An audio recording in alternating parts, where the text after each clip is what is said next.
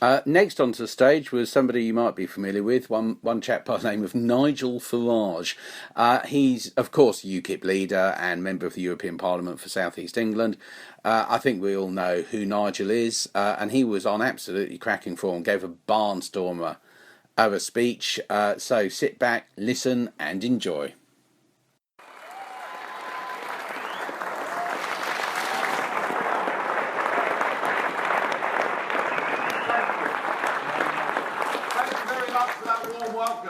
I've come here tonight straight from Brussels, which is more than can be said of the Prime Minister who's still there.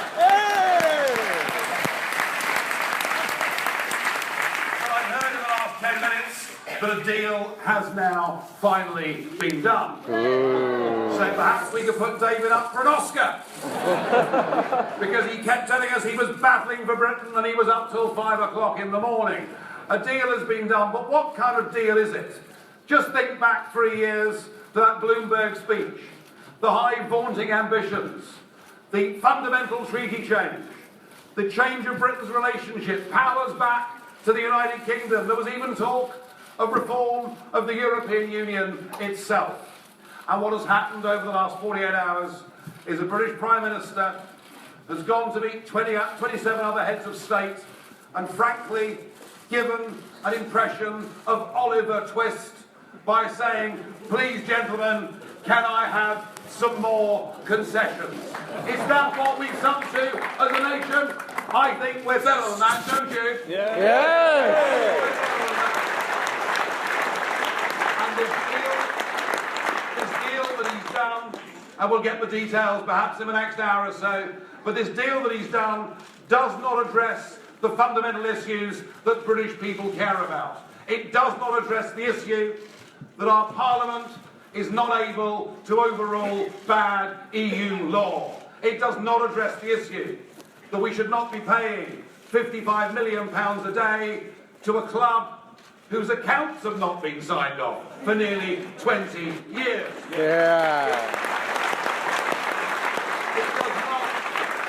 does not address the fundamental issue and the number one issue in British politics, which is that we have a total open door to over 500 million people. It does none of those things, and yet, after a cabinet meeting at 9 o'clock tomorrow morning, there'll be a press conference, and the Prime Minister will tell you he's won this amazing deal, that we've been given permission to limit migrant benefits for up to 4 years. Well, even that deal is no good, because the European Parliament have the ability to pick it to pieces and veto it, and any other promise of what will be written into a future European treaty can be struck down by the European Court of Justice. Dave's deal is not worth the paper that it's written on.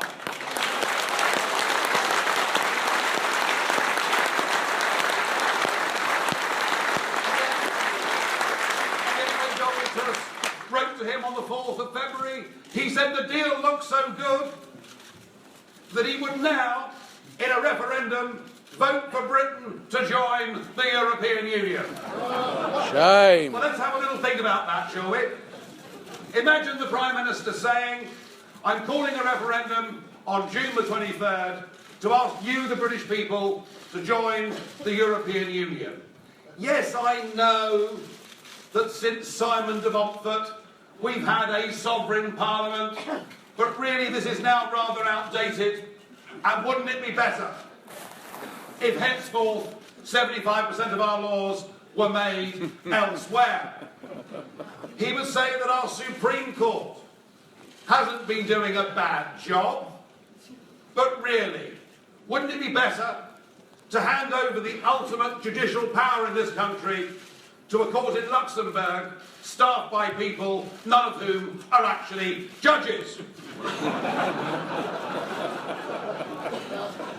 He might say, I know you've been familiar with the idea that a nation-state controls its borders, that a nation-state can decide who comes to live, work and settle in that country. But for goodness sake, we wouldn't want to be like Australia in the modern world, would we? I mean, the idea that we should stop people coming into our country who've got criminal records just shows you how Australia's changed, doesn't it, really?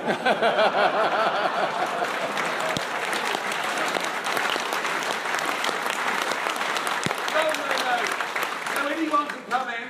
We'll have a total open door to over 500 million people. The concept that the National Health Service could deal with 65 million people again, wouldn't it be better to open up the health service to 508 million people? I'm not sure that'll go down very well. He'd probably say that the idea that we have control over our seas up to 200 miles of the North Sea is really terribly unfair on our European neighbours, and what we're going to do is close down the British fishing industry and give it away to Europe. Oh, and by the way, for the benefit of all of this, we're going to pay a membership fee of over £50 million a day, which is the equivalent of building a new district hospital every single week. Does anybody in this room or in this country think that we would vote now to join this European Union? No. Absolutely right. And what we're going to be asked to do is asked to remain in a union that will not be static. We'll be asked to remain in a union that has now a very ambitious foreign policy, which I believe in many ways could prove to be dangerous. We'll be asked to remain in a union that is fanatical in its attempt to centralise all power and to sweep away the ability of nation-state parliaments and the electorates to change the laws by which they live. We'll be asked to remain in a European Union that is so hell-bent on expansion that it now wants, within 5 years, for Turkey to become a member. We'll be asked to vote to remain in a union whose currency is clearly a failure, where tens of millions of people in the Mediterranean have been impoverished, and we'll be asked to vote to stay in a union whose migration policy, as expressed by Mr. Juncker, and then by the one that seemed to be inevitably heading as the greatest modern German leader, but not any longer, Angela Merkel, whose disastrous decision to say, "O come, all ye faithful," has led to 1 million people settling in Germany in 1 year, and now we see Schengen under collapse. We're being asked to remain in a union that has no popular consent anywhere in Europe, asked to remain in a union that, when it was frank with the peoples of Europe, when it said it had a constitution, saw the French and the Dutch reject it, and yet ignored their will and pushed on with the Lisbon Treaty.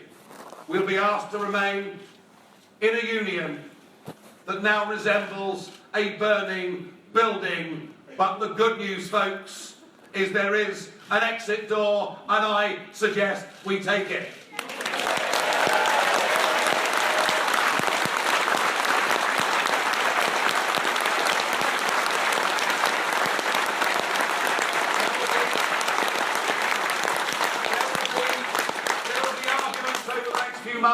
About economics, there'll be arguments about trade, there'll be arguments about security, there'll be arguments about defence, but there's one argument above all that we in this movement must grasp, and we must understand that actually what has happened in our country, perhaps ever since Suez, back in the 1950s, is that our ruling classes have collectively lost faith in our ability to make our own laws, to control our own borders, to make our own trade deals, to stand on the world stage. They make arguments. They say we're not big enough to be on our own. We're not strong enough to be on our own. But what they mean is we're not good enough to stand on our own. And their chief spokesperson now, Emma Thompson,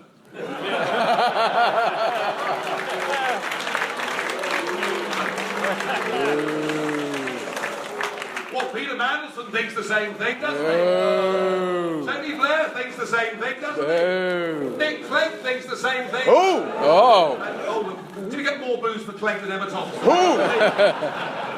But the point is, ladies and gentlemen, they don't think we're good enough. They don't believe in this country. They don't believe in the people of this country. And I do believe in the people of this country. And this campaign must be upbeat and optimistic. This campaign must be about respecting those that went before us and defended parliamentary democracy against a world at war, and our determination to hand that legacy of freedom, liberty, justice and pride in who we are to our children and grandchildren. This is what we're fighting